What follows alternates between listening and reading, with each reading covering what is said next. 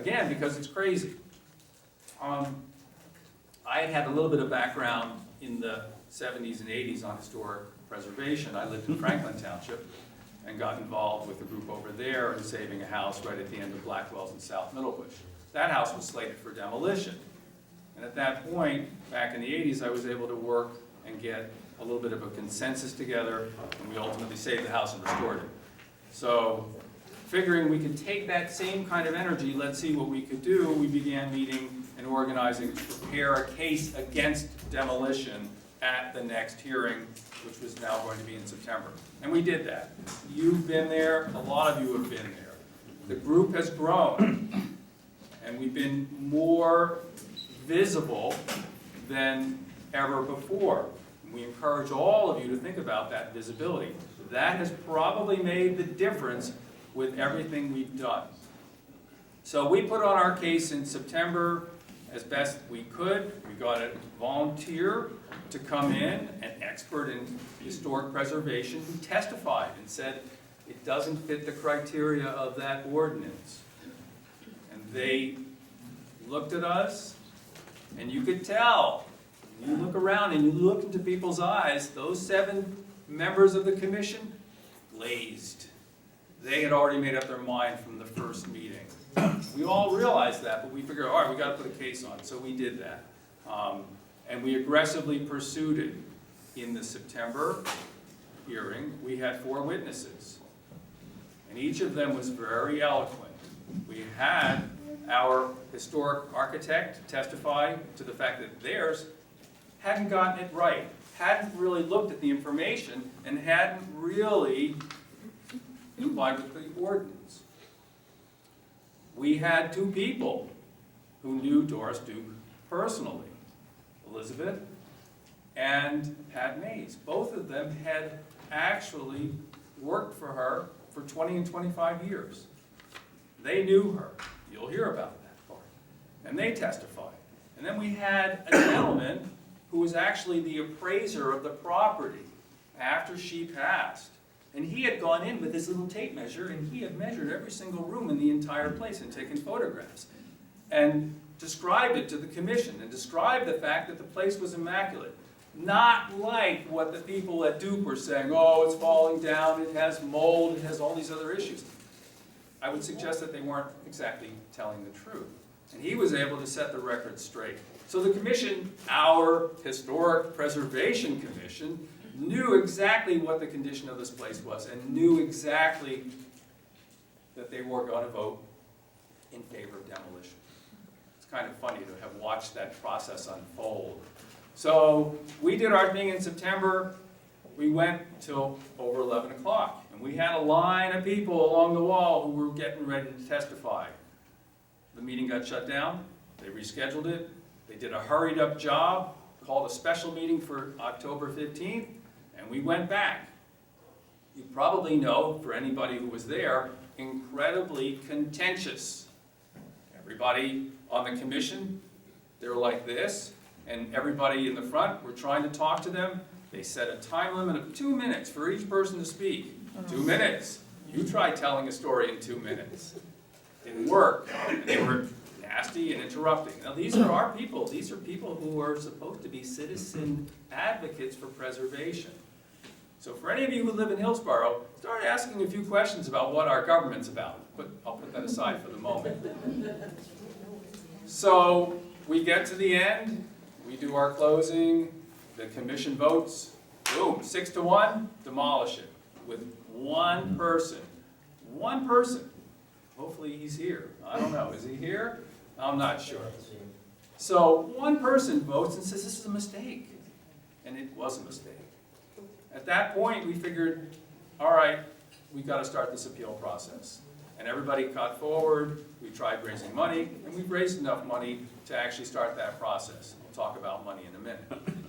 But, where did it go? Well, it went to an appeal at the Board of Adjustment. They said we don't have jurisdiction. Meanwhile, our friends over at Duke, as I guess some of you probably know this, went into the town very quietly and asked for some building permits and applied for building permits. They didn't tell anybody. And they got building permits November, November 9th, November 24th. And they started going in and ripping the entire guts of the house apart. And so they took mantles out, they took paneling off the walls, they took fountains out, they took everything of value out of the house, really in a way that we thought was incredibly dishonest, disreputable. The worst part, as again, some of you may or may not know this, but the worst part is somebody says, I'm seeing it on the internet. What I did was I pulled the permits. Recycling the Past was one of the companies on the permit. For the building permit, we looked up Recycling the Past, and here are the mantles, and here are the other things for sale on the internet. So the highest bidder gets whatever they want. It said famous estate in Hillsborough, but it wouldn't say the name. So at that point we figured we've got to do something, and we've got to do it quickly. So I got pushed, let's go to court. Oh great idea, let's go to court. Any of you come in for an injunction lately? Do this kind of stuff? Well, let's put it this way. I've done a little bit, but probably not enough to qualify me for doing it. But I went in on December 4th and said, we've got to have an injunction, Judge, because all this pillaging of this beautiful historic house is taking place. You got to stop it. Well, the problem was, one, I didn't go as prepared as I should. And two, getting an injunction is an extremely difficult thing, even if I was fully prepared to throw everything at them. The bottom line was, no, I'm not giving you an injunction. You can file an action, and that's what we ultimately ended up doing. So the house right now is nowhere near what the house was. In fact, that picture will indicate that in the center, those three big, large windows, right there, that's it, right there. They ripped that out. They ripped that out in order to take things out of the house. So it's currently covered with a tarp. So you can begin to appreciate the fact that every day that went by was a problem.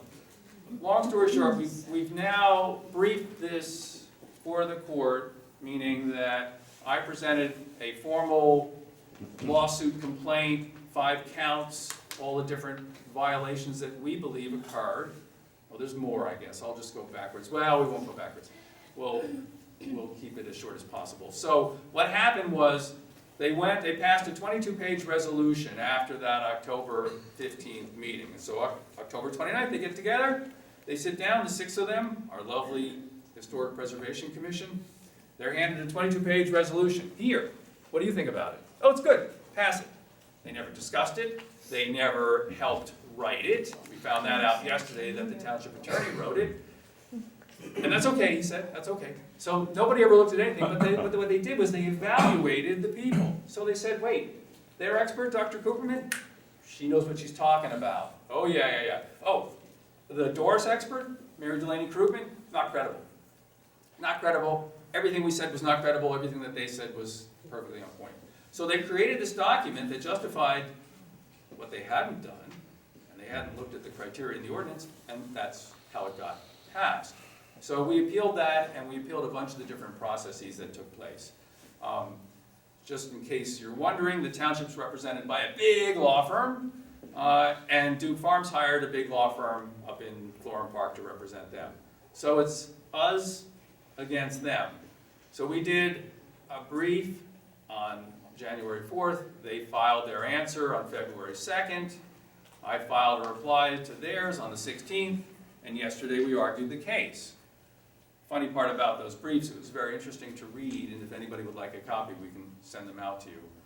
It could be good bedtime reading, but hopefully not totally. So the funny thing about that is when you read through their briefs, they got nothing. The essence of it is that they did everything properly, but when you look at how it happened, a total abuse of a governmental process. Total abuse. Very sad, because the people that are there are supposed to be representing us. So we argued the case yesterday before Superior Court Judge Yolanda Ciccone. Partly because she set this deadline, they agreed that they would voluntarily not demolish the house. And right now, the question is, how will she rule? The simple statement that she gave us, and I provided hopefully a detailed enough explanation in the argument, to explain to her that there was no basis for their decision. I mean, this is the beauty of the courts, I think, is that you have someone who wasn't involved, someone who has the potential to be objective, And by the way, this is the judge, okay? If you're gonna get a judge, this is the judge, because she's the assignment judge. She is at the top of the pecking order. I don't know if that's a good word to use, but, you know. So, it's in her hands from the point of view of trying to assess, did they act in an arbitrary and capricious fashion? Did they operate in an unreasonable way that was contrary to the law? We think it's clear cut. It's so easy to see if you don't go in there with blinders on. If you go in there with an open mind, you see how this process was perverted and redirected in a way. We don't know why. We all think that there's a reason. We all know there's a reason. The only question is, what is it? Here's the other part that's interesting, just for your edification. When all this started, we have a lot of people who know a lot of the political people in the county and beyond. And so they reached out quietly to each of them in the township. I'm sorry, we can't talk about it. Oh, well, let's talk in the county government. Some of the people there, oh, sorry, we can't talk about it. How about some of those state officials? Like, geez, some of those elected senators and assemblymen, one of which has a big law firm that actually represents the township. Nope, we can't talk about it either. How about some of those federal people, like the congressman that represents us? Yeah, we'll get back to you on that. They didn't. So there's something going on here. We know it. It's not just about tearing down this house. There's something bigger. And we invite all of you to try to figure it out. We'll find out somewhere down the road, but it would be nice to know now. So we argue, we are told we will have an opinion on Friday coming. And I guess I don't really have a sense of how to give you how I think the judge is going to rule. Can this judge be bought?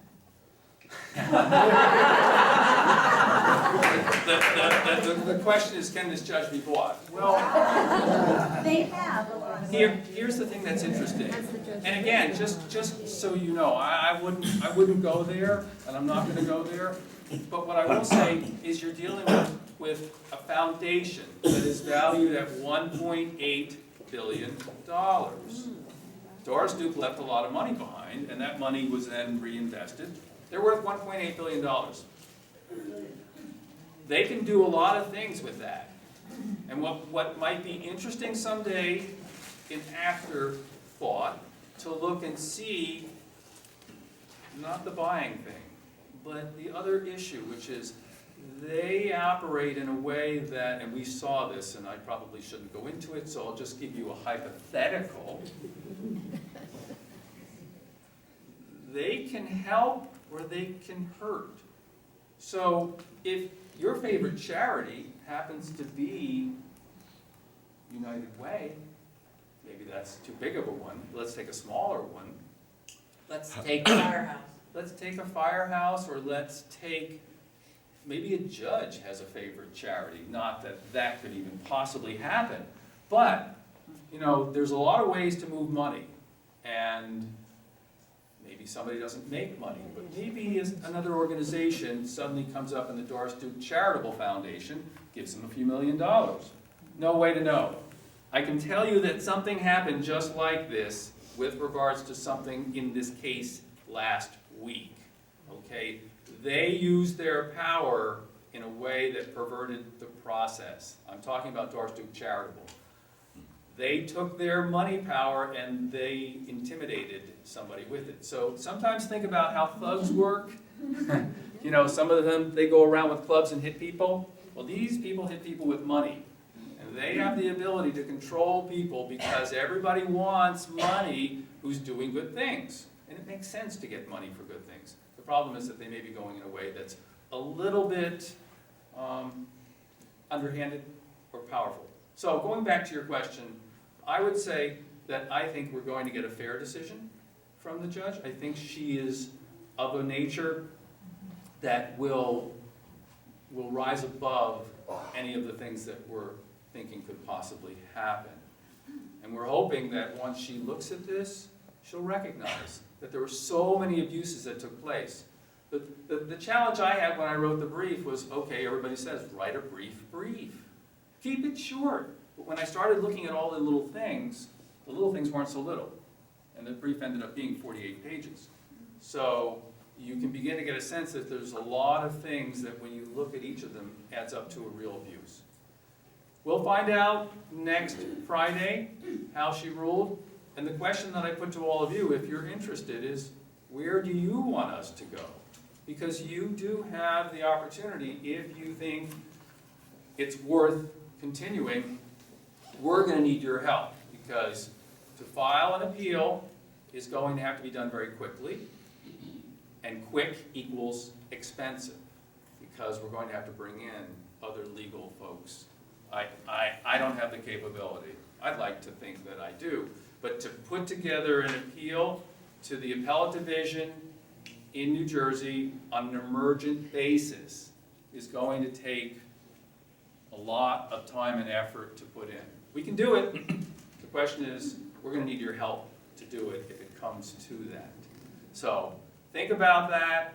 I do not want to dominate this meeting, and so I'll be around for any questions that you have. Sure. Duke family, Thank you. Yeah. Yes. the Duke family, have they had any say, or are Well, they? there's not much left, and a lot of it's dysfunctional. And we have contacted them and we're trying to get them to step in. Yeah. They've written letters, but we don't know if they're working behind the scenes. I've written, personally called one of them, he's talked to one of them. And so, Yeah, so, and David, don't forget to talk about the $50 million they got. well, that's interesting. Okay, two other things. Yeah, and then we'll have to move on. And then we'll keep going. Okay, one of the things that the foundation has said, and how many people have been out there? Okay, so the majority of you. So one of the things that you probably have seen is beautiful visitor center and this and that, and they've spent money here and there. Oh, and they spent $55 million. Isn't that great of them? Well, you all have to know it wasn't their money they spent. It was your money that they spent. Okay? They don't like to talk about that. But the New Jersey Economic Development Authority was the place they went to. And they said, we need a loan. Can you give us a loan for $55 million? And they said, no problem. So they got a loan from the state of New Jersey through banks, and bonds were sold. So that $1.8 billion, not a single penny came out of it initially to pay for that. So they are a little bit disingenuous when they suggest that they're such great people that they paid for this. Well, they're paying it back, true, but they never paid for it in the first place. So that's one thing I think that is interesting to note, that everybody here has helped put that place back together again. And the other question, of course, that we asked is, if you've got $1.8 billion, why aren't you saving this place? That seems to be the other thing that I'll just mention very briefly. But hold that thought for a second. So one of the things that happened in the hearing, and this happened last Friday, that I think is really insightful for everybody's point of view, is during the hearings, a gentleman from the National Park Service came, and I had talked to him. We wanted to get him to testify. Long story short, this is the manager of the National Landmarks Program. So when you want to know about historic preservation, you don't go to a private consultant. No, you contact the National Park Service, because they're the ones that wrote the regulations. He looked at the testimony that Dr. Cooperman gave, and he went ballistic. How could she say this? This isn't true. How could she make that claim? That's not in conformance with our guidelines. And I'm like, you need to tell us that. You need to put this in some format. Come testify. Well, he was at the September 4th, 24th meeting. And what happened was, it went so late, we had one person testify. They shut it down. He wasn't able to speak. The October 15th, he couldn't come back to because he was Federal business. well, he was out. He was already scheduled for it at the time. And so I had asked to get an extension to allow him to bring him in. And the commission said, you're done. And that was it. We appealed that part, so maybe the judge will look at it. But here's the thing. On Friday, he finally gets a letter together, and we get it. It was submitted by the National Trust for Historic Preservation, submitted to us. A 4-page, single-spaced letter detailing how Dr. Emily Cooperman, well, how do we say this? Some people go out into the night wearing provocative clothes and get paid money. Well, he was suggesting that she was probably no better than that, except she worked out of a consultant's office.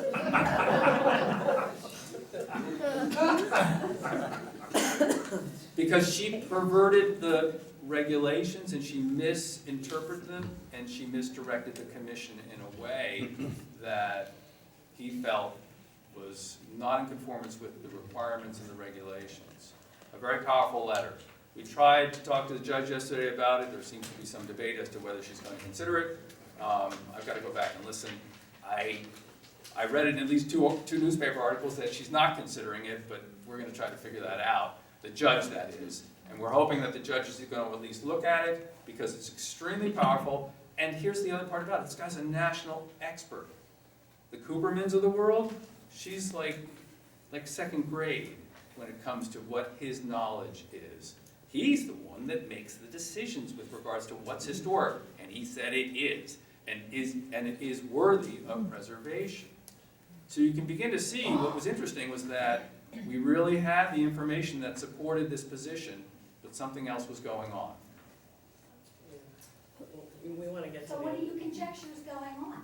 I don't know. We're working on that one, and we'll figure that out. And we're going to get to the program. Yeah, and then we'll answer more questions. So Nancy's going to take over. I'm available for any questions. Thank you for all coming, and we hope to give you some entertaining information as well about Doris Duke and about the life that she lived. On the table, Suzanne copied two of our press releases, and the National Trust letter and the National Park Service letter is on the Facebook page, right? On the Facebook page, so you can access it. And to get someone that writes policy for the federal government to step out of his comfort zone, he had to go up and get a lot of people to approve the fact that he wrote this letter. It's pretty significant that he wrote such a powerful letter. So if you want to read it, you can go on the Doris Facebook page and see it. We also have a press release that we issued about the 1987 National Register nomination that Doris herself had submitted and was prepared by Ursula Brecknell. Yeah, and it's a very thick nomination. She has it right here. And buried on one page, there was an excerpt that says, it is her intention to maintain the entire property in perpetuity. And that's what Doris and Ursula wrote in this draft nomination. Tell them that it was her nomination. It was her nomination. She It was was alive. Doris Duke's nomination when she was alive, because she had it done because they were threatening to take down her wall. Repeat what she said really, really loud. Again? You want me to repeat Yes, it I again? want you to repeat it again. It is her intention to maintain the entire property in perpetuity, period. So, Entire state. the entire state.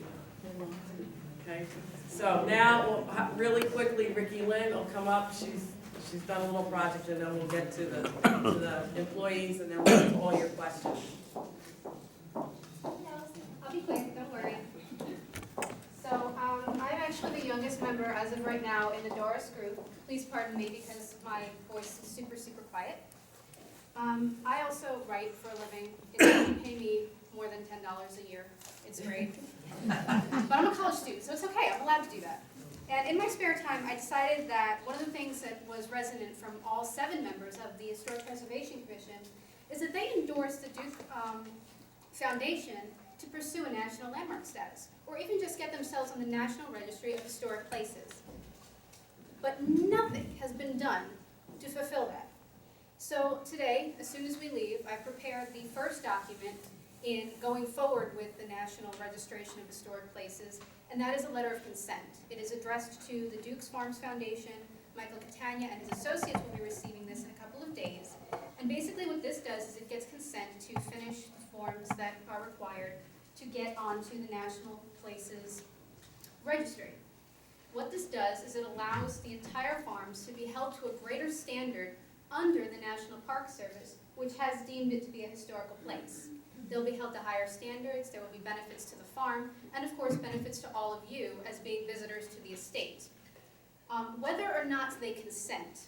So if it is declined or accepted, the press that surrounds this letter of consent is going to be fabulous. Because if they consent, I already have the forms done. They just need to be sent in. And then the process is taken care of in Trenton, I believe. And then it is forwarded to the Federal National Park Service in DC. If it's declined, what reason are they going to have for not pursuing it? That's the question that everyone needs to start asking once that letter is redeemed from them. So having said that, I really appreciate it, and I thank you guys so much for letting me follow this story. It's a pleasure, and I will be continuing to write. And hopefully this will give us something to really look forward to going forward as a collaborative with Duke Farms, instead of having to fight them tooth and nail to do the right thing. Thank you guys.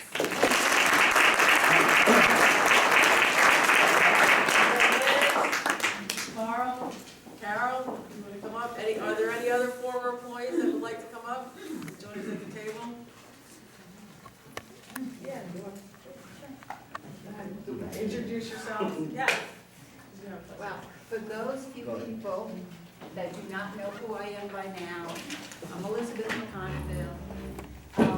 What I'm wearing around my neck is something that Doris gave me. It's the original Bull Durham, which was the trademark for her father's tobacco company. And she gave this to me many years ago. I went to work, I worked for Doris for a little over 20 years. She gave me a house on her estate, very close to her mansion. My office was in the main house. I know what the house meant to her. And yeah, I do get emotional because I know that tearing down her home is the one thing she did not want. I knew her very, very well.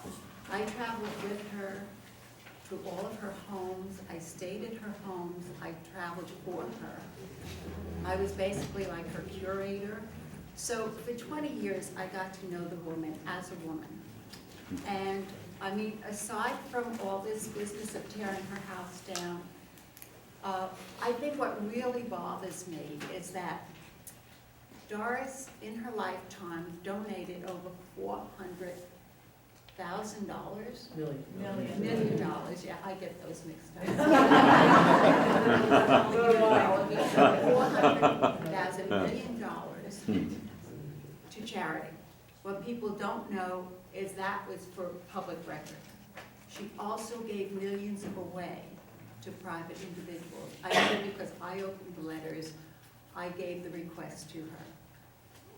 And she was generous. She also donated the land for Raritan Valley Community College, which a lot of people don't realize. Doris, I think about the mansion, what really bothers me is that the millions and millions of dollars that she left to her foundation, that money is being used to tear down her home. And that is just wrong. That was, of all her houses, and she had beautiful houses all over the place, that was her favorite house. That was the only house that she considered her home. When I traveled with her, I mean, some of the stories I can tell you, I have written a book, it's not published yet, but some of it is really interesting. And I know what Doris wanted. I know what her house meant to her. And I just think it would be a travesty for everything that she stood for everything she donated to the state and to the township and to the welfare of people in New Jersey and New York and different parts of the world, actually, to tear down the one place that she loved. As far as Doris personally goes, people always ask me, what was she really like, you know? And it's very hard to imagine. I know it was for me. She recruited me to work for her. I was living in New York City. I was a real swinger in Manhattan. I didn't know where New Jersey was. I certainly didn't know who she was. And the next thing you know, I'm coming out to meet Doris. And that was fun and games, let me tell you. But it was a whole different world. I mean, you know, it was almost like she spoke a different language. You can only imagine what it is like to have so much money that you don't know what to do with it. But she managed okay. Doris was not a normal person. She didn't live like a normal person. She was not a regular person at all. She could be very difficult to work for. She was very demanding.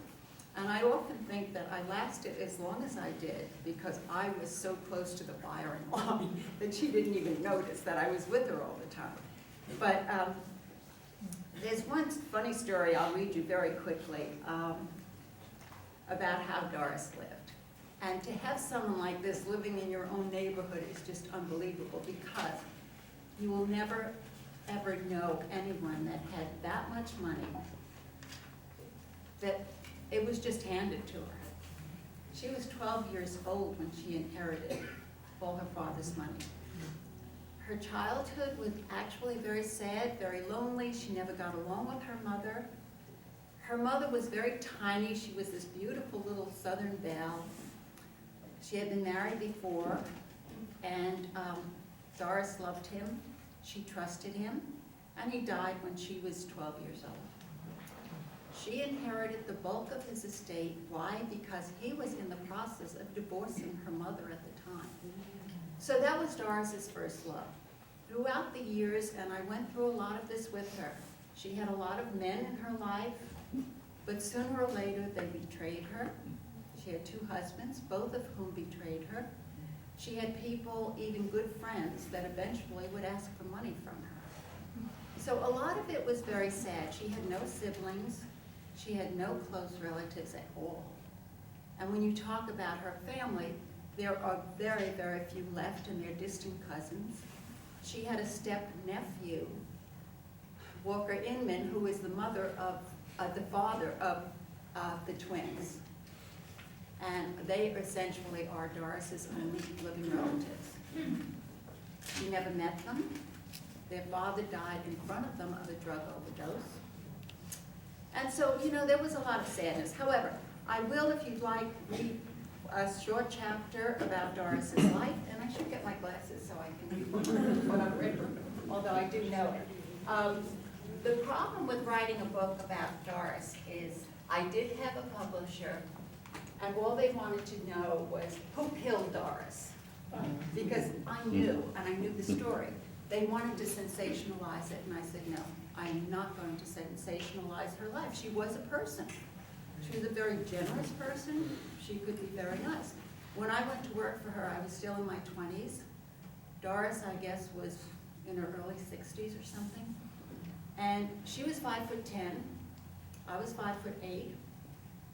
And, you know, and then she had money, I didn't, but anyway. Doris Duke nearly always flew in either her own plane or in a rented private plane. The thought of flying commercial brought nightmares of having to sit next to complete strangers who will want to talk to me. When she didn't fly commercial, it was not unusual. When she did fly commercial, it was not unusual for her to buy out the entire first-class section of the plane in order to avoid those complete strangers. And Doris was very, very well known at the time. You know, the paparazzi was always after her. She was a very lonely person because she didn't have anybody in her life. As every dog has its day, Doris came in the way of a plane strike. I was with her at the time. We were shopping on Rodeo Drive, and Doris was so used to planes waiting for her or being the last passenger on a plane because, you know, if you're not flying commercial. Anyway, because of the plane strike, we had been staying for a couple of weeks in her pad in Beverly Hills, which, I mean, it was an amazing house. It had been previously lived in by Rudolph Valentino. It was his home, and it was amazing. It really was. Okay, the shopping on Rodeo Drive. I wasn't shopping, Doris was. I was just with her. I was just along for the shock value of looking at price tags. All right. When some airline had the unmitigated gall of calling a strike, with other airlines joining suit, leaving a decided shortage of commercial or private jets to New Jersey. As with anything else, The more difficult it was, the more insistent Doris would become. Doris was used to getting her own way, and she always did. Just tell her that she couldn't get a plane out of California, and she immediately had to get on a flight. It's a known fact that in 1941, when the Japanese bombed Pearl Harbor and all hell had broken out in Hawaii, and the U.S. government forbade any private phone calls to be made to the islands, Doris immediately had to call her estate in Honolulu to make sure all of her things were secure and that her house was safe. Anyway, she was subsequently caught and fined several $1,000s for making that one phone call when she was not, no one was allowed to make a phone call. I mean, you know, it was Pearl Harbor. And she said to me, honestly, Liz, the government did make such a big to-do out of a little phone call. Well, it turned out that Doris turned over her entire estate in Honolulu to the U.S. government for R&R for our soldiers coming back from the Pacific. So she sort of, you know, got back in the good graces of the government. All right, now I digress. Anyway, getting back to Doris and her being stranded in L.A., after making several phone calls to presidents, owners, and builders of airlines, she managed to secure 2 single seats in coach. I've never flown in coach, but how different can it be, she says to me. We knew how different it could be. She once said, Liz, honestly, I don't know why you want to fly on that People Express flight. Well, because it was $2.99 round trip to Europe. And why don't you take the Concorde? Because then I could spend more time with her. The Concorde in those days was $8,000 one way to Europe. That's how she traveled. Okay. Okay, the first difference between first class and private planes and coach appeared when she found out she was not seated next to me, but to one of those complete strangers. And this had to be immediately rectified. After 10 minutes, the gentleman seated next to her, who apparently didn't know who she was, and was, she was sitting already in as she said, a ridiculously skinny seat. Her seatmate said, okay, he was more than willing at that point to give his seat to me. I didn't even want any part of it. After he found me trying to hide under a seat 3 rows back. Needless to say, since this was the only airline still flying at the time, the stewardesses, which they were called then, were exhausted and every flight was filled to more than capacity. The first thing Doris said to a very rushed and harried stewardess as she ran down the aisle trying to get us ready for takeoff was, oh, miss, I'll have a little bouillon now. I mean, that's how she lived. It was nothing like we lived.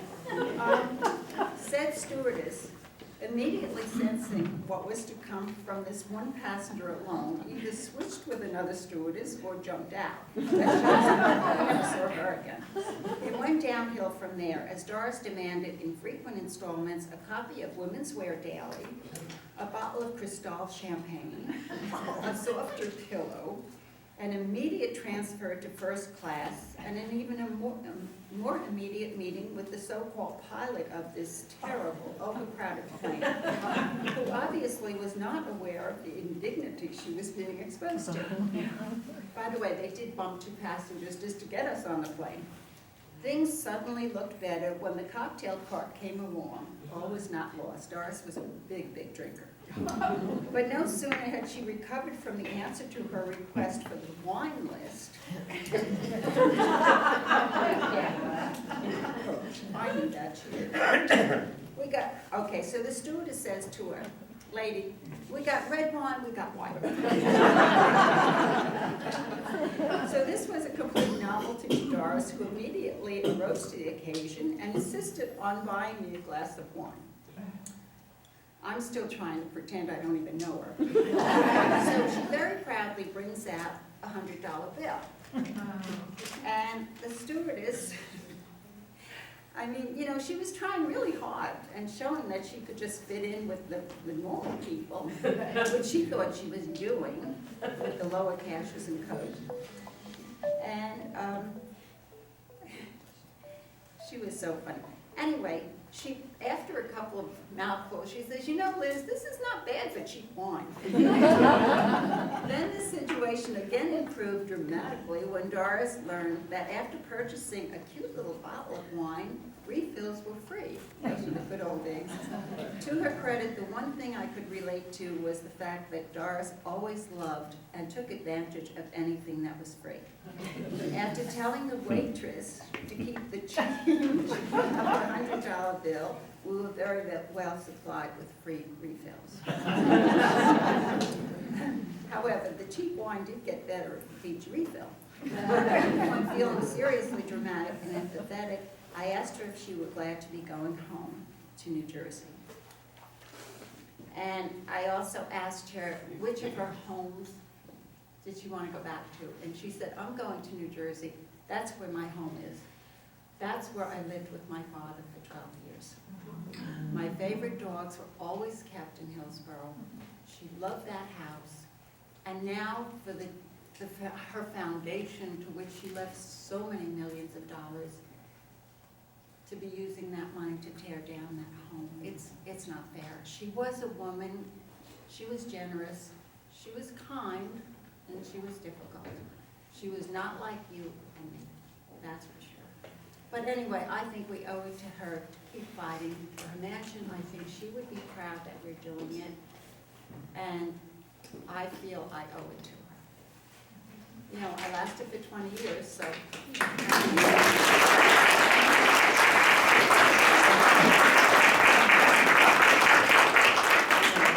Carl and Carol are going to talk in a minute, but I want to pick up where Liz left off. What people don't realize, and I did a position paper on Doris and her contributions, is she, at the age of 14, successfully sued her mother and executors of her father's estate here in order to operate the Duke Estate and the 3,000 acres near Somerville, New Jersey. And I have newspaper articles that were in the New York Times about that. The probate fees and the inheritance taxes that she paid, which were $89,000 for the estate of James B. Duke, were used by Somerset County to pay for the famous Hall Mills murder trial in the 1920s. So they used the money that her father's estate did to offset the expenses from that famous murder trial. Duke University obviously was named after Doris Duke's grandfather. When she inherited the money from her father, it was only in millions of dollars.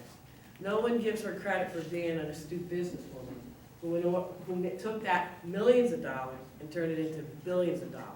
She's not written up in any of the New Jersey women's history books. She's not on the Women's Heritage Trail in the state of New Jersey.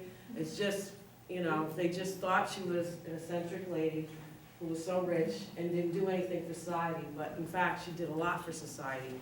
And that's what's being lost if they take down this house. And I think also the mission of the Doris Duke Charitable Foundation has lost their way too. Because for what she did in her lifetime, she gave money to African American churches for organs. When her father took her up to Harlem to learn jazz and sing, they would escape to go up there and sing. She sang in the gospel choir in Nutley, New Jersey. She left that minister $1 million. We've been in touch with that family. And then she found out that a lot of the southern churches had no organs. So she donated organs to those churches so they could have music every Sunday. Or just the piano. And the piano, but there's no record of it because she did it anonymously. She, in the 1950s, I found out, she donated 250 head of Jersey cattle that were from the Hillsborough residents to the Rosebud Sioux Indian Nation. And she was named Princess Charity by the Rosebud Sioux and taken in, and she is a member of the Rosebud Sioux tribe. I've been in contact with them. They're trying to give us information. She's done a lot of things that the fire trucks, she donated the green fire truck to Hillsborough, she donated buses to Rutgers University, she would give the rescue squad, and she did so much. She preserved houses and moved them up to Newport. One of the interesting things that I found interesting about it is she worked for the OSS during the war, which is now the CIA. And when she married her second husband, She's the only woman in the United States where the United States government stepped in and made him sign a prenuptial agreement. The reason they did that, the diplomatic course, was because Duke Power was the generating plant down in the south that gave power to the military bases. And they were afraid that he was gonna kill her. And so they had to protect her and the government and had him sign a prenuptial agreement. It's very interesting when you read all these books about her life. And, you know, she's done a lot. So for the United States government to step in, that's why it's so important that National Park Service stepped in this time, because somebody else is finally stepping up. It's just amazing what she's done and what she's contributed. Like you said, Raritan Valley, the land of Raritan Valley, so many other things. But those are some of the things that she's contributed to. Now, Carl and Carol can talk about their experiences. Is this the Carl Carol Act? Yeah, Carl and Carol. Well, anyway, for those of you that don't know me, I'm Carl Sook. And for those of you that do know me, I am still Carl Sook. But anyway, let's go back to 1925. James B. Duke died in 1925, and Doris inherited the estate. At that same time, there was a 20-year-old farmer with a very pregnant wife moved into Yankeetown. I get a little emotional.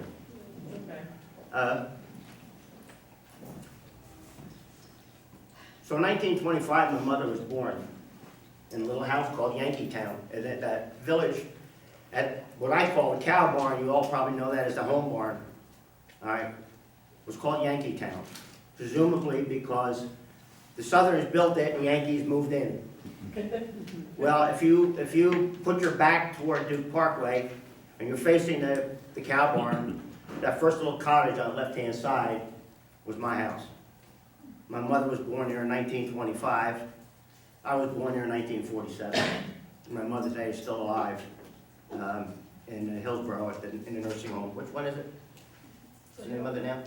On what road? Well, anyway, we're going to bring her today, but she didn't. She didn't want to come. But so so I grew up on the estate. My cousin was in the house next to us. My great uncle lived there. Grandpa was in charge, managed the dairy herd. He was a herdsman. And I used to tell my kids that I could milk a cow before I could even walk, which was almost true. Because back then, it wasn't automated. Back then, it was all milked by hand. Then later on in the 50s, they came in and put in DeLaval machines. And then finally later on, when I was in high school, they brought in a milking parlor. And that's when I lost a little bit of the track of the estate. And of course, Grandpa had died then. But, and then Uncle Lou, he managed the agricultural end of the farm. So I have a little bit of a history with Duke Farms.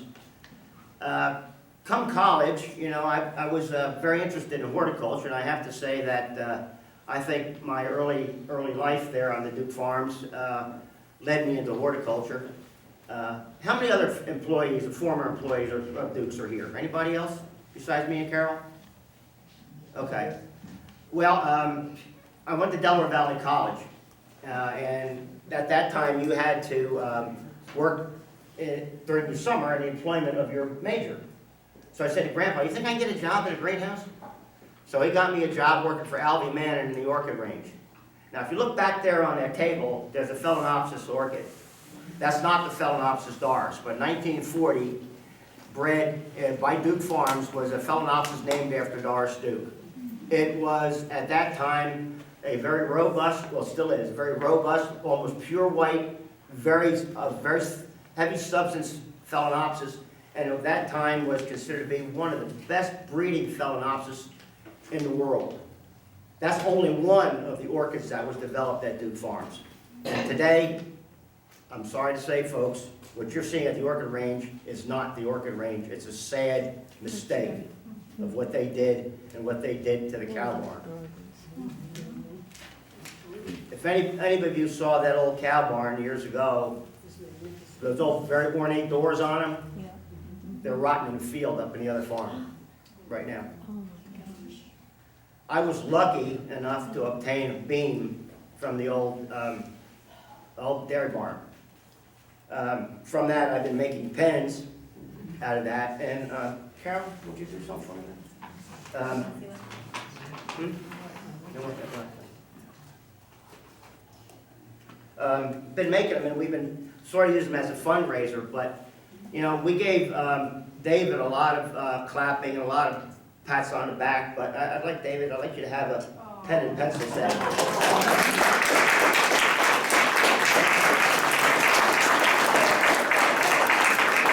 All right, so that's part of the story, but there's a lot more. I could go on and on and on. Did you all heard about the Turtle Man? You know about the Turtle Man from Kentucky? The modern Turtle Man, when he goes and grabs a snapper turtle? Yeah. Well, 1940s, the lakes and dukes were so full of turtles that they actually hired a professional turtle trapper from Lexington, Kentucky. And I'm going to say he's the original Turtle Man. All right. And unfortunately, pictures of him that my grandfather took, or my grandmother took probably, of him holding a snapper turtle on my grandmother's back porch there, is now on my dining room table back in Kentucky. But I left a whole bunch of pictures there. But I also want to talk about, the original, we have traced the original Doris orchid back to a firm called Big Leaf Orchids down in Texas. So we've been in contact with them, trying to get, Duke's claims they have 3 plants of it. I did talk to the former director, and he confirmed that. By the way, if you're interested, I know for a fact Longwood Gardens and Brooklyn Botanic Garden did receive plants from the greenhouses when they demolished the greenhouses. So some of the plants did get repurposed. But Liz was talking about that bull that she's wearing around her neck. That bull over the years, that statue, have you ever seen it on your estate? All right. At one time it was by the cow barn. That's moved all around. That's what I'm going to say. Well, anyway, that bull sat on an island in front of the cow barn. Does anybody remember that? Okay. Well, my father was a prankster. On the other side of that bull was a hand pump. And they pumped that thing to make it look, so when people came, it looked like the bull was peeing. Strangers beware. Yeah, of course, JB's ghost is still in the coach barn. But talk about the kind of woman Doris was. We'd be in the potting shed on a Friday afternoon, and she'd come in, sometimes with Walker, with a couple of cases of beer, and sit up there on the potting shed with us drinking beer Friday afternoon after work. But that's the kind of, she had her good points. I remember one time I was out in a canoe out on Lake 45, and I heard the dogs running. Because when you heard dogs, you knew she was coming along that back black convertible of hers. And I said, I'm in trouble now. Here I am. Because this wasn't just any ordinary canoe. This happened to be a canoe that mysteriously got disappeared from the coach barn that originally came from Thailand. It had a crack in it. And at the same time, they were tarring the calf barn roof. Well, miraculously, a 5-gallon bucket of tar got misplaced. Well, anyway, the bottom of that canoe got tarred all of a sudden, and here we were moving the canoe.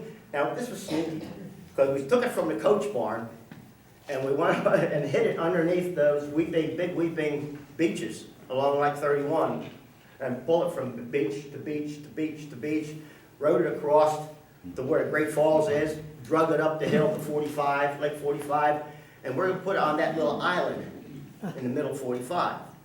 Now, there's another story about that island. Well, anyway, here she's on top of the White Bridge, and she catches me. And I said, oh, beans, there goes my grandfather's job.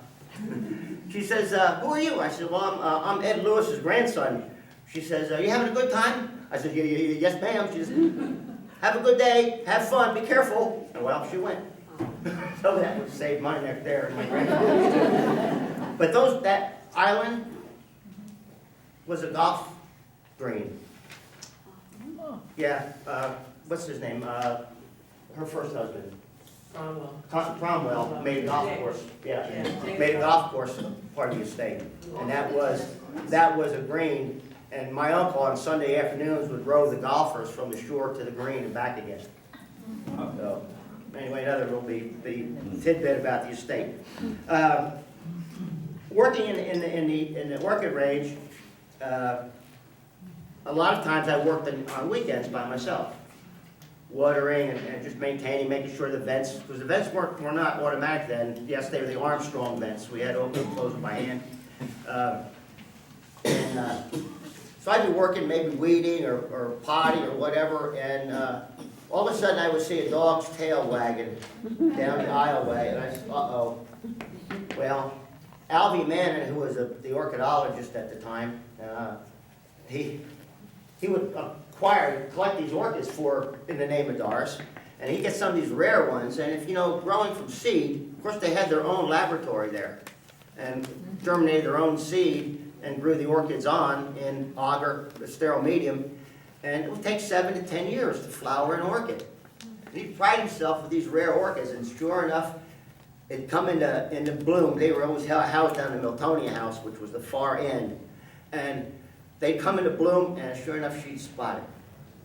So, of course, it had to go up to her bedroom. Now, the only room in the house that we were not allowed in the estate was her bedroom.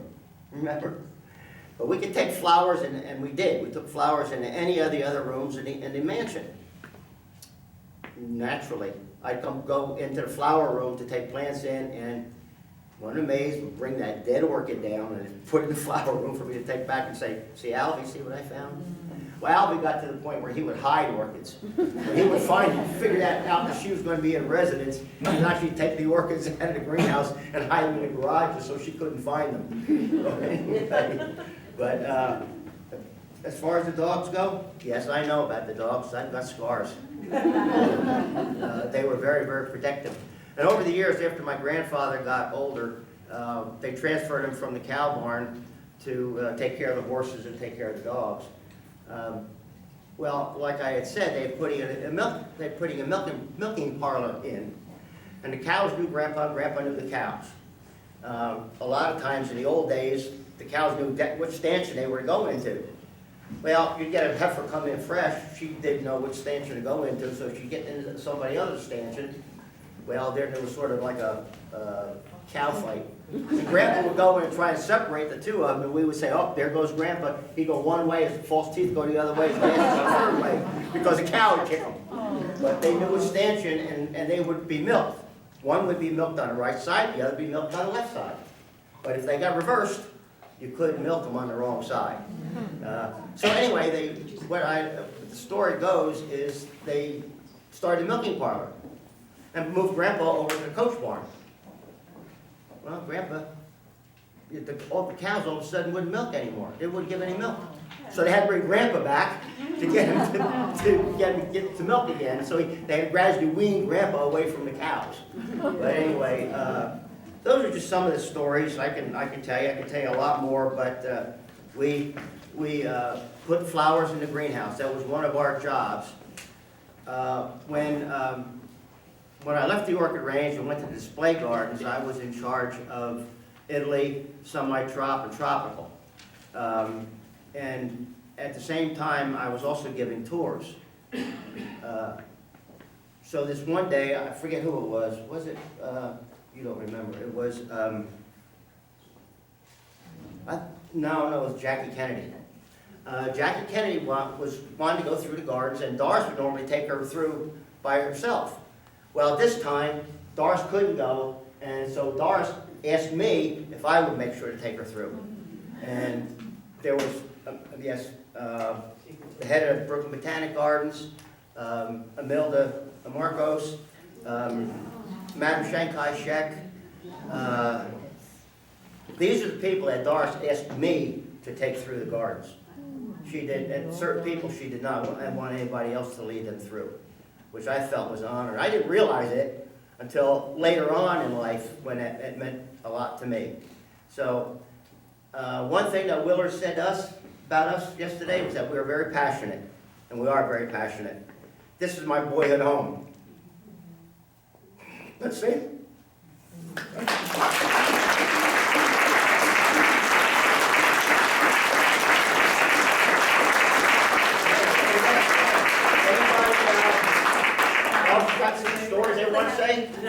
have stories you want to say or tell? No. Go ahead. Or I question? don't know how many of you were born, raised in Raritan and Hillsborough, but if you remember the grounds, I have pictures from 1932, when I was Wow. 5 months old, on the Duke estate. Pictures when I was a year and a half old. Wow. I'd love to see it. Pictures of friends and family from 1931, 32, 33. Duke's was a primary place for a lot of us. I was born and raised in Raritan. I lived there until 1943. We were allowed to go on property up until the gates were closed because people had started vandalizing a lot of the things that were there, fountains.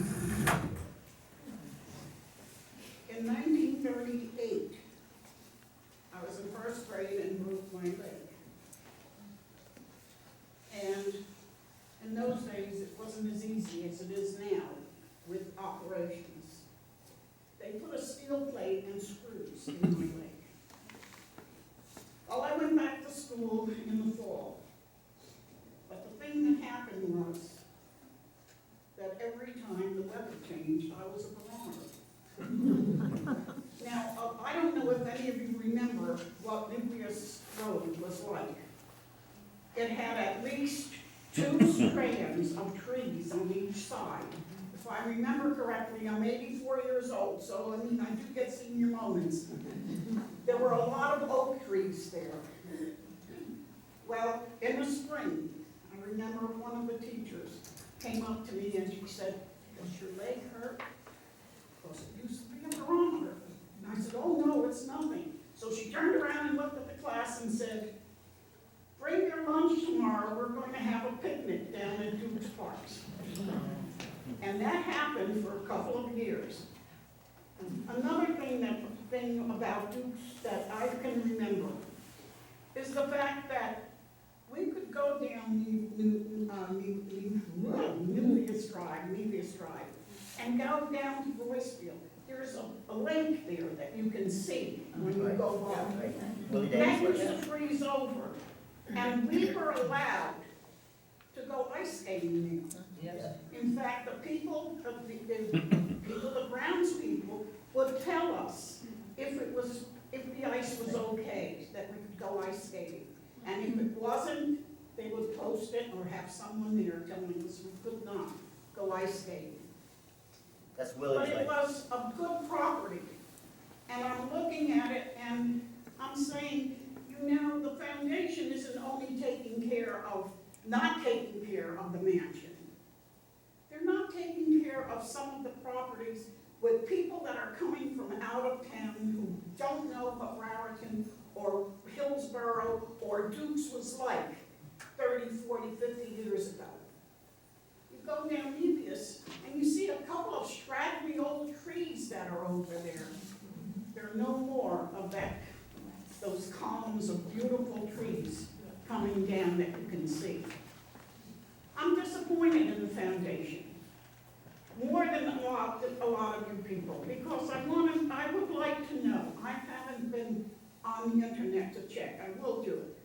I want to know who set up the foundation, who nominated these people to the foundation. Are they from New Jersey? Are they from this area that know what the heck is going on in Somerset County? And why all of a sudden these strangers who can put their money out in Newport and out in Hawaii, okay, they're doing us something with the environment, but they're not doing anything for the heritage. That's right.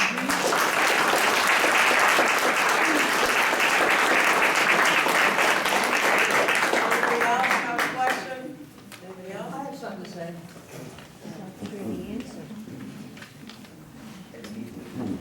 There's a house that's on the corner of Valley Road and Royceville Road. And half of it, I believe, was built somewhere in the I'm gonna say the 70s, 60s, I don't know exactly. And half of it is deemed historic. Now, this house was burnt down, part of it, the historic part. The Preservation Committee told the homeowner that it has to be restored. Now, this is some years ago. Well, the homeowner couldn't afford to restore the historic part back to its original form, because it's more costly. So the homeowner, and I know this because of my profession, we went to the homeowner because we wanted to see it, because he had put it up for sale, trying to at least sell it as it was. And the homeowner explained to us what had happened, and we actually went to the township to check it out and verify. And the homeowner, we looked at the house, and it was, in fact, the historic part burnt and the other part old and needed remodeling.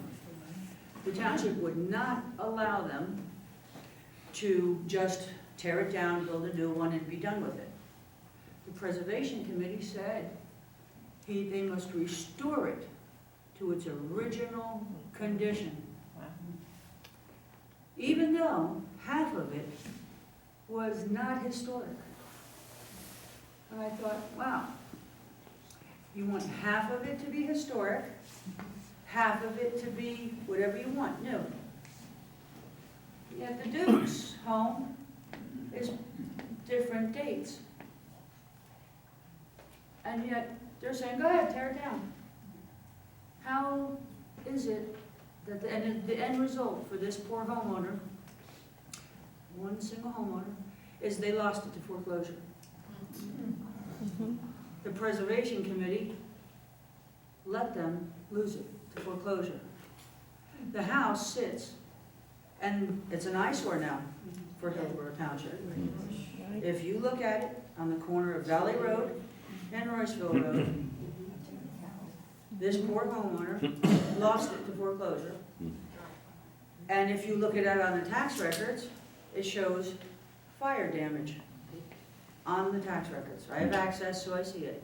And I say to myself, if these windows are ripped out and this house has been gutted in certain spots, because the township allows it, if we win, and I'm hoping, they have to restore it exactly the way it was, with every piece put back together. Because the township told that single homeowner it had to be restored exactly. So that's my hope on this matter. On Doris Duke herself matter. I grew up next to the Dukes. Well, I started out in Manville, where I first got to see, we had a Duke's Park, which is now oddly, after her death sometime, they changed it to Northside. Thanks, Bill. Northside Park. I don't know why they changed the name. But then later years, I grew up on Valley Road, and I had horses.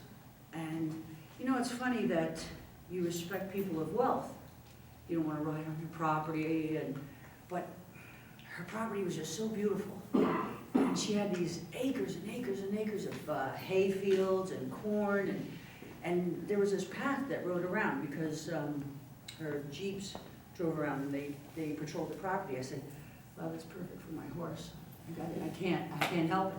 And I would ride my horse all around her property. And the Jeeps would stop me at first. And I didn't ride with any saddle or anything. And they would call up on the radio. I'd say, please just let me ride, because it was just too beautiful. And I'd hear some lady, and I don't know who it was, and I'm assuming either it was you or it was Doris, gave me permission. I would ride, oh my God, I'd see albino deer, I'd see what I thought was mule deer. I think she imported them. I don't know what they were. They had long ears.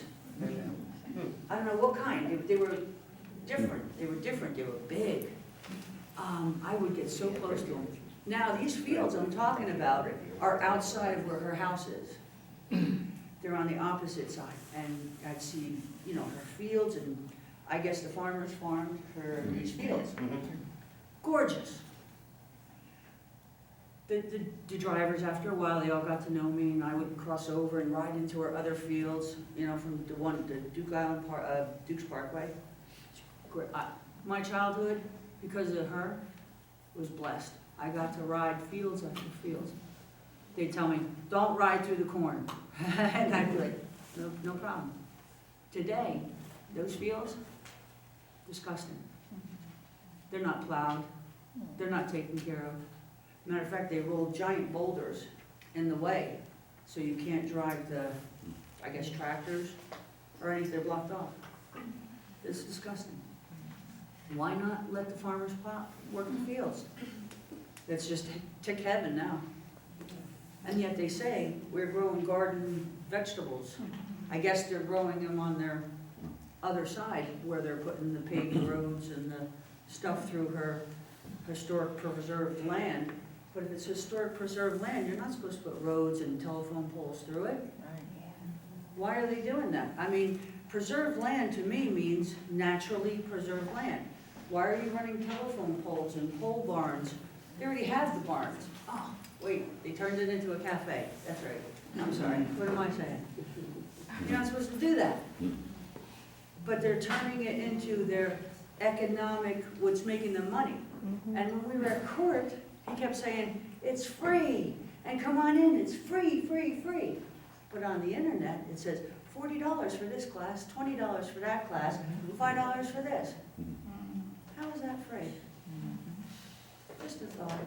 But growing up next to Doris Duke, the wealthiest, richest girl in the world, she was great to me. And I was also a tenant, I was her last tenant on 406 New Center Road. I lived on her property for 12 years. Wonderful, as long as I paid her rent. I did.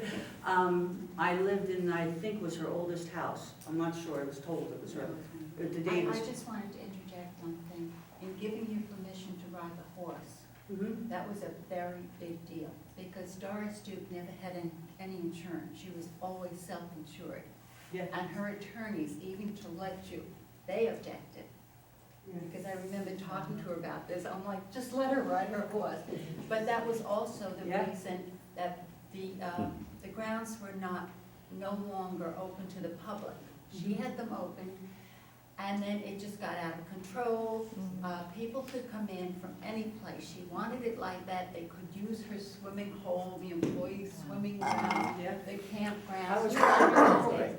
And what happened was a group of young teenagers came one time, and they were drinking beer. It was all party time That was the there. other thing she said. And one of them was killed on his way home.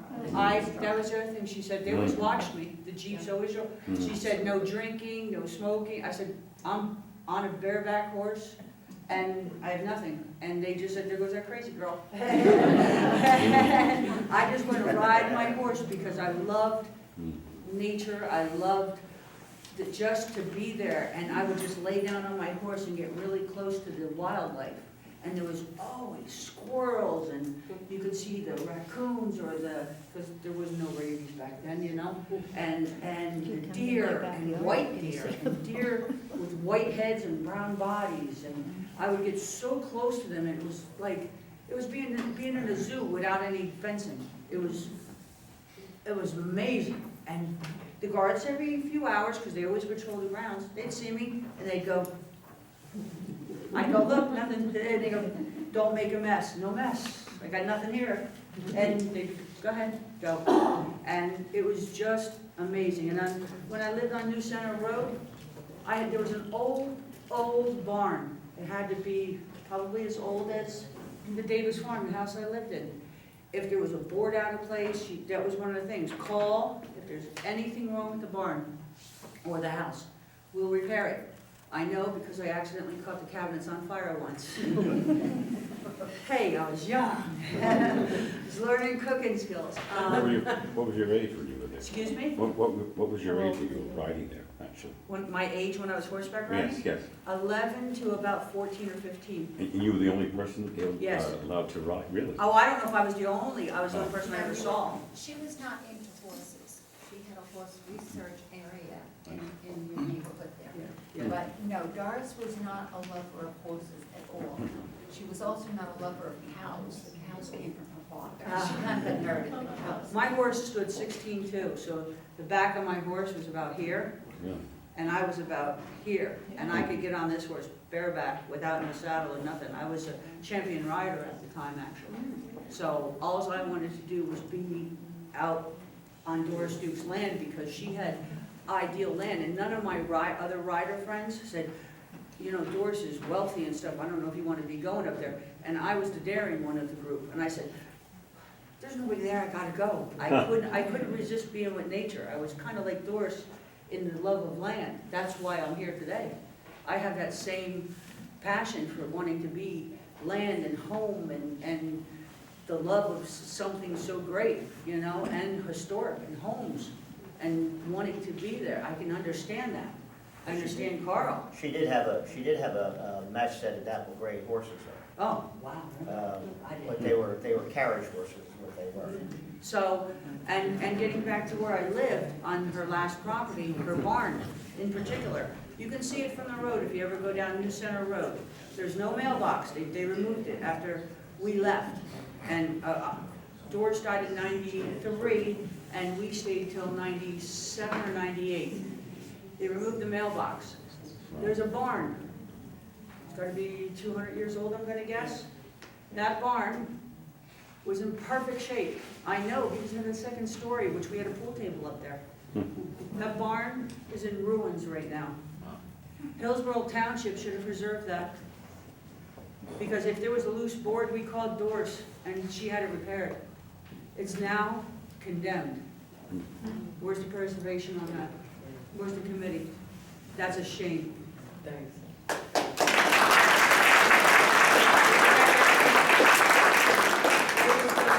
But I just want to make one comment. You know, when Mr. Duke created this estate, it's just not a story about the Duke family. It's a story about all the hundreds of people, the architects, the landscape architects from abroad, the horticulturists, the sculptors, the workers in stone, stained glass, the ordinary laborers that she employed, all the laborers that worked on this property served as a vital component to the fabric of Hillsborough and Somerset County. And the worker stories that created Duke Farms and the Duke home deserve to be told also. And those stories, if that house goes down, the ordinary people stories that make up America are going to be lost also. Okay?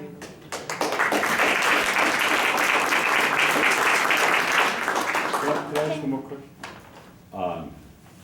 For you, there's a place in Beckett, Massachusetts, Jacob's Pillow Dance. There's a theater there, a Doris Duke Theater on the play. I know Doris was friends with Martha Graham, but I was wondering, was it her foundation that basically funded that, or was she actually involved in that? Did she visit the Pillow? Oh, yeah, she actually helped establish the Martha Graham School of Dance. She gave Martha a tremendous amount of money. Really? And in return, Martha let her dance with her group, which was very funny, and she loved it. So she visited the Pillow, she's been to the Pillow? Oh, yeah. Really? That's my favorite place to go. I love the Pillow. And now it's like, you know, world famous. Okay.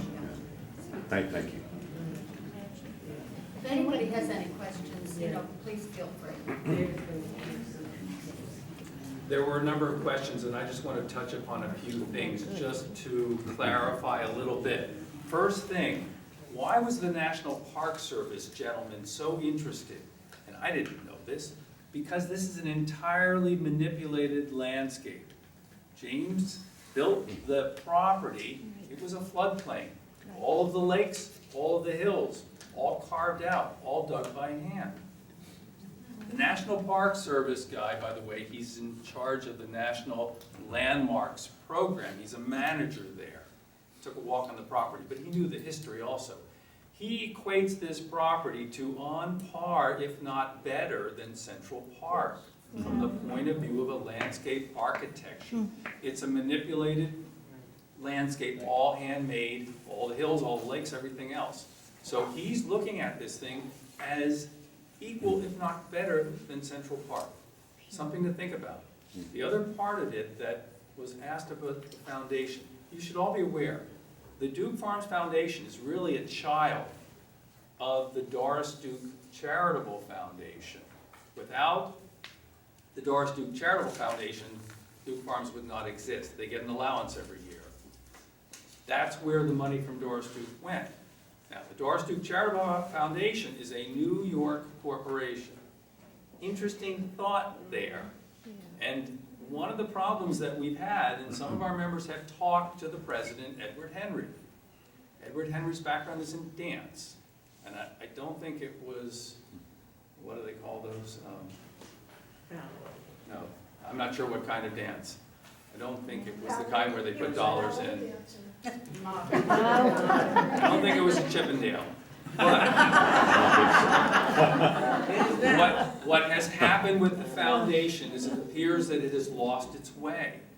And that the folks who knew Doris Duke and the folks that had a commitment to preserving the place as she would have wanted it have gotten older, and they've died, and they've been taken and replaced on the foundation. So part of what I invite all of you to do is write to them, complain to them. They need to hear that they're missing the mission. And the part of the problem is that they're a New York corporation. I used to work in New York, and people would say to me, where do you live? I'd say, I live in New Jersey. Where's that? How are they chosen? Well, that's part of the problem also. And part of the challenge is the New York Attorney General's office reviews those choices. And one of them just died, and so they have to be approved by the New York Attorney General's office because of the litigation that happened after her death. So, all of you can play a part in that. Think about how that works out. We'll talk to you about that. Carl set up a petition on change.org to try to save the house. That's how we all came together. But I think you also want to think about going on there and signing that petition. We also have an email address.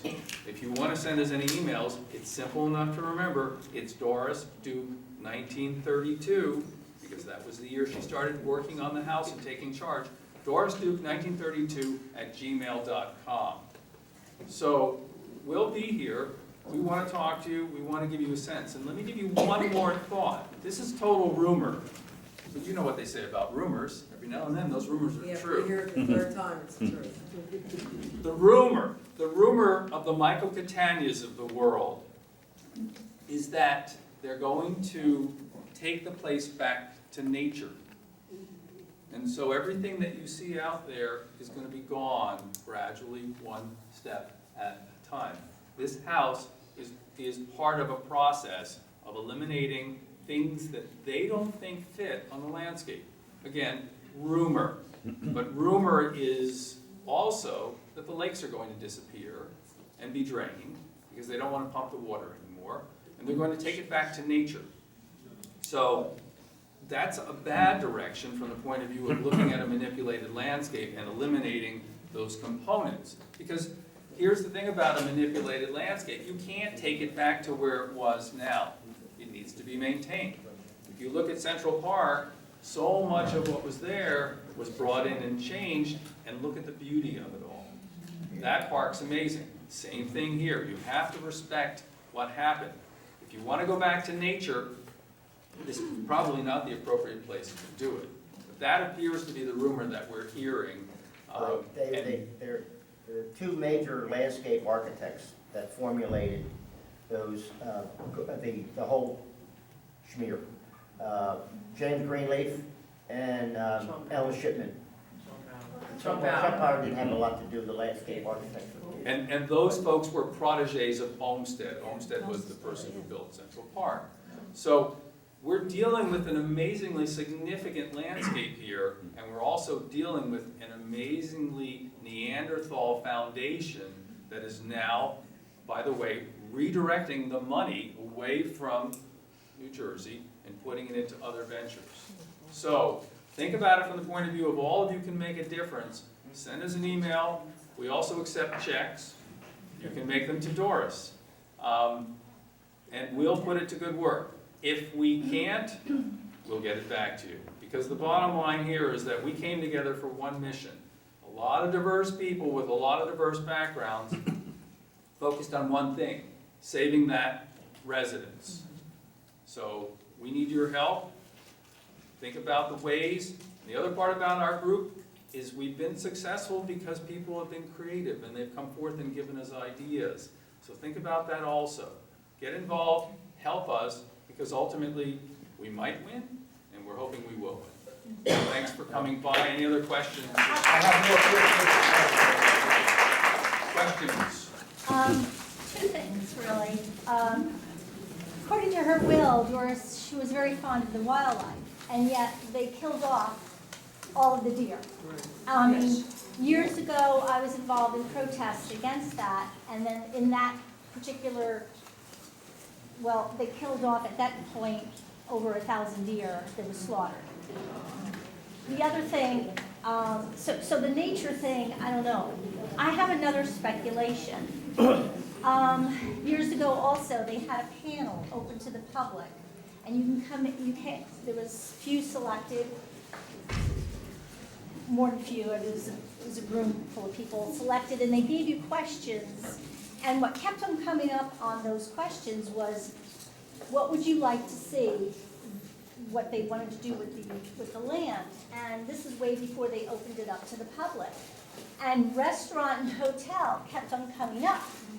So my speculation is they want to turn this into a vacation destination. Are you familiar with the Monk House in New York? I am. Well, vacation destination based on this beautiful property and what it has to offer would be a wonderful place for, that sort of thing. Hillsborough would certainly, the township certainly would be behind it because they would benefit a great deal.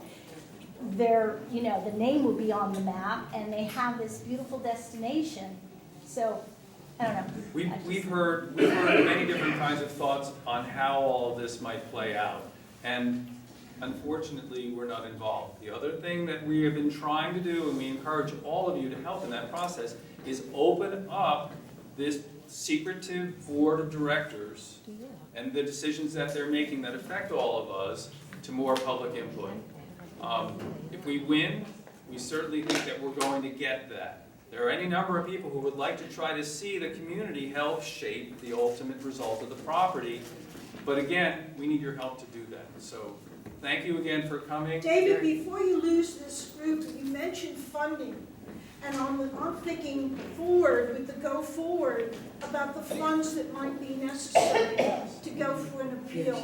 David, what can you suggest about that? If there are some people, before you lose everyone, he didn't ask me to say this, but about building up some sort of a nest egg or seed money for anything that might move forward. We've got a lot of decisions to make, and can you suggest something about that? I wish we had a kind of a matching, or there are grants, certainly used by the colleges for grad schools with a dance studio inside, the various conference rooms. A rumor was spread around by some of our township officials that, those rooms are too small. But the man who worked for Duke and who did the inventory of the building said, come on, there are rooms in there that are easily as big as this room. And so that's not the problem. So grad schools, okay? Bigger. Grad school, classes, since she was so much into dance and worked with, what was her name, Graham or something? Martha Graham. Okay, there's a dance studio, there was, with a ballet bar around both sides. For goodness sakes, what about performing arts there? There could be Schools so and universities. There's lots and lots, and yesterday the Duke lawyer mentioned those and poo-pooed them. All right, they were all, We don't care what he says. blew them He's away, fucking blew it honest. away. You know what? Whatever's going to happen, you can hope and pray that the judge is going to accept the National Park Service report, and she may remand it back to the Historic Commission, and then you got all over again. And this time they may be ashamed into accepting some of the reports. I just have to say one thing. I appreciate so much all the speakers. I learned so much. You didn't tell us about the camels, though, Carl. Yeah. You didn't tell us about the camels. You didn't tell us about That was after my time. Princess and the other one. David, I want to talk about money. I'm the money person, I want to know. I'd be willing to do some kind of matching grant right here today. I'm going to write a check for $100 and somebody will match me. Somebody match me $100. And one of the other things, I'll match it. besides that, There you go, you got 200, David, right here. we have a GoFundMe site. So if you go to GoFundMe and type in Doris Duke, it'll come up. You can make a contribution that way also. We're not a not-for-profit. We never gone there yet. And as I told the judge yesterday, we have no officers. This is one of the strangest organizations I've ever been involved in because we run by the different skill set and by consensus. And it's actually been very liberating because they can't come after the president because we don't have one. Maybe we can duck when they start throwing spears at us. So anyway, we want to thank you for all coming. Get some refreshments, come on up and talk to these folks because they're amazingly Give us like- insightful. Thank you. Anybody else? Thank you, everybody. Thank